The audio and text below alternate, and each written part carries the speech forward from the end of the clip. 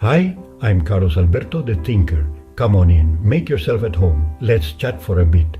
We're all on this journey, you and I. We walk it every day. We collect stories, gather scars, celebrate wins, and also mourn our losses. It's the grand journey of life, this beautiful and messy thing we do from our first breath to our last. We spend a big part of it working, don't we? Building something, a career, a family, a reputation. We clock in, meet deadlines, climb the ladder. It's a marathon. For decades, the finish line seems like a distant, almost mythical place, a place we call retirement. It's a word whispered with a mix of hope, fear, and a lot of uncertainty. So let's talk about that finish line. Is it really an end or a new beginning or something completely different? I invite you to join me in this reflection. For many, the word retirement sounds like a beautiful melody. It's the promise of endless mornings without an alarm clock. It's the dream of sunny beaches, long walks, time finally reclaimed for yourself. It's the reward for decades of hard work, employment, a company, a profession. This is the postcard version of retirement. However, there's also the other side of that coin. For every dream of freedom, there can be a corresponding tremor of fear. When the structure of work is removed, what's left? Suddenly, the days can seem vast and empty. This duality is what makes retirement a complex and deeply personal experience. It's both a liberation and a potential prison. The same person can feel the euphoria of freedom on Monday and the crushing weight of aimlessness on Tuesday. Recognizing both faces, the hopeful and the challenging, is the first step. For 40 years, you were the engineer, the teacher, the manager, the nurse. Your identity was woven into the fabric of your job. It was the first thing you said when you met someone new. It was a source of pride, of structure, of social standing. It gave you a reason to get up in the morning. Then comes the day of the retirement party. Speeches, a cake, a handshake, and a gold watch. You walk out the door for the last time. The next morning, you wake up as just you. The title is gone. Your work identity retired along with your job. You look in the mirror.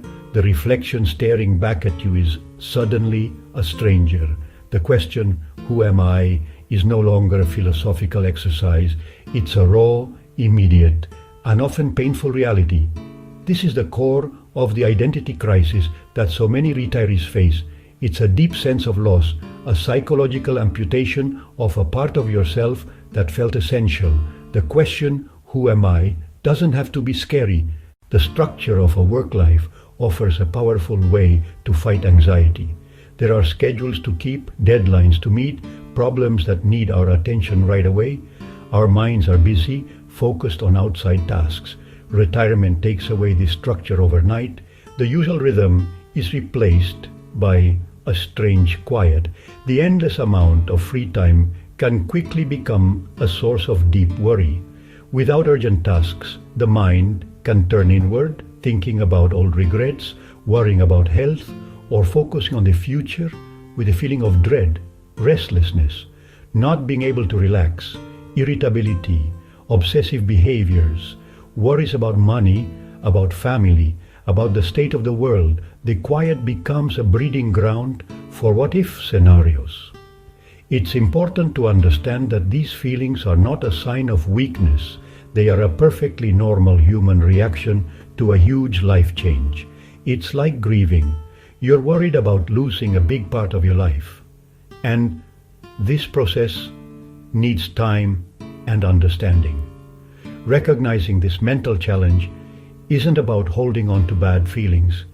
It's about being, most of all, creative, so we can start rebuilding. The question, who am I, doesn't have to be scary. It can also be a valuable invitation and chance to find the parts of yourself that were hidden by your career, patiently waiting to be explored. Our society moves at a fast pace. Youth, speed, productivity. We celebrate the young business owner, the rising star, the tireless innovator. Value is often measured by what you do, how much you earn, how busy you seem to be. In this cultural scene, retirement can feel like a step down socially.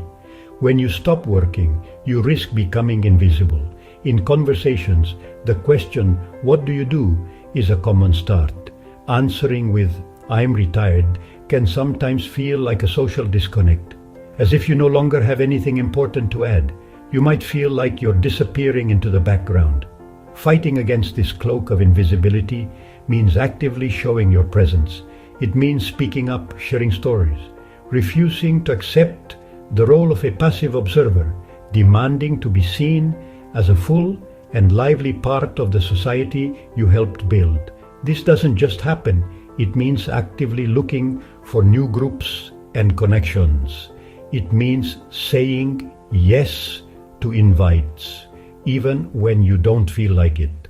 To remember that it's never too late to make a new friend, to build new bridges. So we face the shadows, we look at the identity crisis, we look at the anxiety, we look at the risk of being invisible, we look at the isolation. It's important to know these challenges, to give them a name, and to understand how strong they are. But now, let's turn back to the light.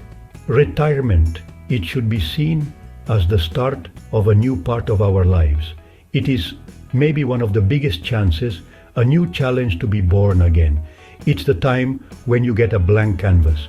It's the time when you get a full palette of colors. You will then have all the time in the world to paint a new masterpiece. The theme of this masterpiece is you. Think about it. For the first time in many years, you are not defined by what you have to do for an employer, or maybe even by the daily demands of raising a family. You are free. This freedom is not an empty space. It's a space full of possibilities. It's the chance to finally ask, what do I want? Instead of, what do people expect from me? This is the glorious act of starting over. It's the chance to explore all the other versions of yourself that were waiting backstage. Who else is in there? The artist, the adventurer, the scholar, the activist. This process of starting over isn't about becoming someone completely different. It's about bringing all parts of yourself together into a more real whole. Retirement isn't the end of your story. It's the start of a new and exciting chapter that you write yourself. Reinvention isn't just about hobbies. It's about finding a new sense of purpose. A life without purpose can feel like drifting, but purpose in retirement is different from purpose in our working years. It's no longer about climbing a ladder or seeking outside approval. Instead, it's about lighting an inner fire. It's about finding what truly makes you feel alive, what gives meaning to your days, and what connects you to something bigger than yourself. This new purpose can be found in a ton of places, and the search itself is a rewarding journey. For many, this new purpose is found in learning. The world is a huge and amazing place, and retirement is the perfect time to go back to being a student. This doesn't necessarily mean signing up for a formal college program, though that's a wonderful choice. It can be as simple as taking a community education class on history, gardening, or photography. It might mean finally reading all of Shakespeare, learning to code online, or becoming an expert on the birds that visit your backyard. This isn't about reaching a professional level. It's about the joy of the process, the pleasure of learning, and the satisfaction of creative expression. The beauty of this phase is that the only judge of your success is yourself. There are no performance reviews, no promotions to chase. The goal is simply to live a life you find meaningful and engaging. This is true freedom. It's the chance to design a life based on your values, your interests, and your deepest curiosities. And so, we come to the end of our first chat. We've seen retirement not just as a simple destination, but as a tricky and cool place with its own set of problems and chances. The choice of which path to take is up to each of us.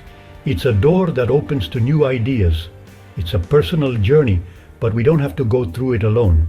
Sharing our stories, sharing our worries, sharing our dreams can light the way for others. I hope this talk has sparked something in you.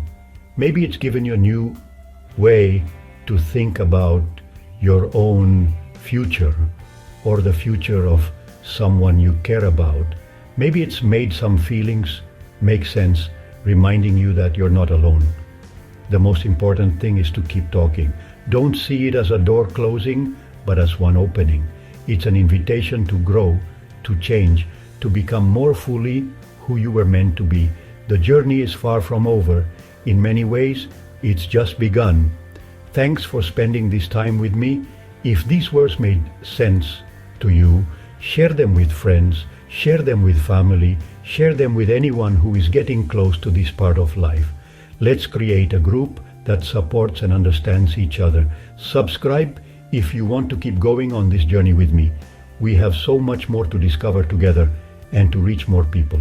Our talk is just starting, and your voice is important. We're in this together, trying to figure it all out. In our next chat, we'll dive deeper into the practical side of this change. We'll point out 7 ways to have a full and happy retirement. Hope to see you again. Until next time, my friends.